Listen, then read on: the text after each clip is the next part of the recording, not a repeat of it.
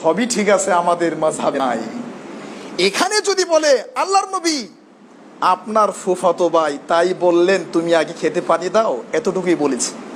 আর আল্লাহ আল্লাহ নিজের কসম করছে, আল্লাহ আল্লাহর কসম করে বলছে, কথা কত শক্তিশালী।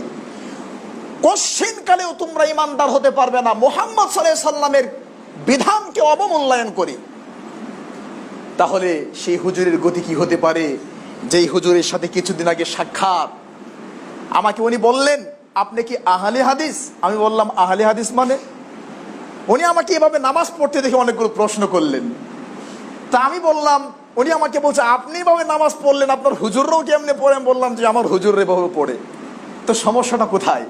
তো উনি বললেন যে না, এইরকম তো আমরা কখনো দেখি না, বা সেই গল্প বলছি না। তখন ওনাকে বললাম আপনি পড়াশোনা কোথায় করেছেন? বলছে বাংলাদেশের সবচেয়ে বড় মাদ্রাসা হাটহাজারীতে, ওখান থেকে দাওরা ফারিক করেছি। আমি বললাম আচ্ছা ঠিক আছে, তাহলে তো আপনাকে বোঝানো সহজ হবে ইনশাআল্লাহ। বললেন জি বলেন।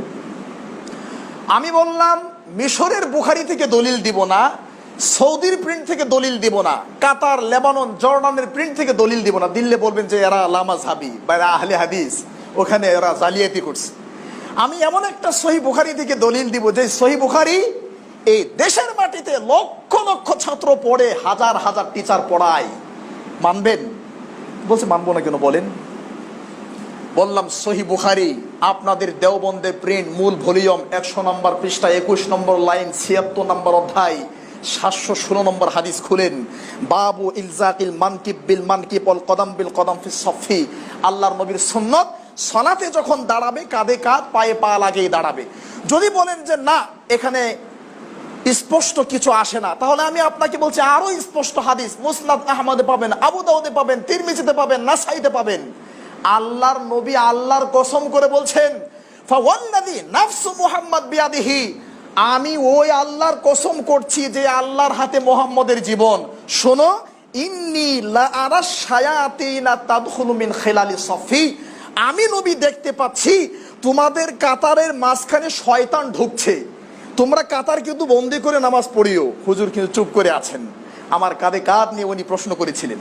আচ্ছা হুজুর 2 নম্বর প্রশ্ন করলেন, আপনি যে হাত আপ ডাউন করলেন এটা আবার কেন করলেন? আমরা তো জানি এটা সাহাবীরা মূর্তি পূজা করতো, ইসলাম গ্রহণ করার পরে মূর্তি পূজার ভালোবাসা ছাড়তে পারে না, এই জন্য গোপনে গোপনে এটা করতো। নাউজুবিল্লাহ, আস্তাগফিরুল্লাহ। আশ্চর্য, এরকম চিন্তা অনেকের আছে। আমি বললাম সহিহ বুখারী থেকে আমি 5টা হাদিস দেখাবো আপনাকে। সহিহ বুখারী ভারতের প্রিন্ট, দেওবন্দের প্রিন্ট, মূল ভলিউম 102 নম্বর পৃষ্ঠা, 1 নম্বর লাইন, 83 নম্বর অধ্যায়, 726 থেকে 30, 5টা হাদিস। সহিহ বুখারীতে 5টা হাদিস আসছে। এরপরে গুরুত্বপূর্ণ আরেকটা তথ্য আপনাকে দেই, যারা আলেম তারা অথবা সাধারণ মানুষ দেখবেন। দেওবন্দের প্রিন্টটা খুলবেন, খোলার পরে 102 নম্বর পৃষ্ঠা খুলবেন, খুলে হাতের ডান সাইডে টিকা দেখবেন, টিকা। এই 5টা হাদিসকে উঠায় দিতে পারে নাই, হাত দিতে পারে নাই।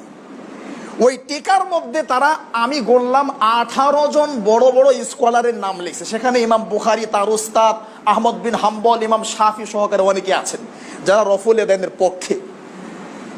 এরপরে তারাই তাদের বুখারীর টিকাতে লিখছে রুবিয়ার রফউ নাইফ ও সালাসুম মিনাস সাহাবা, যে রফুল ইয়াদাইনের হাদিসটি আল্লাহর নবীর 30 জনের অধিক সাহাবী থেকে বর্ণিত হয়েছে।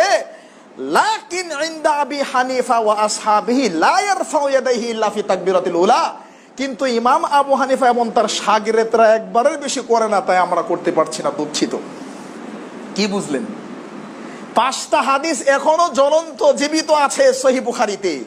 5টা হাদিসের উপর কলম ধরে তারা বলছেন যে না এটা ঠিক আছে, কিন্তু আমাদের এখানে ইমাম আবু হানিফা রাহিমাহুল্লাহর মাযহাবে নেই, তাই আমরা এটা করতে পারছি না।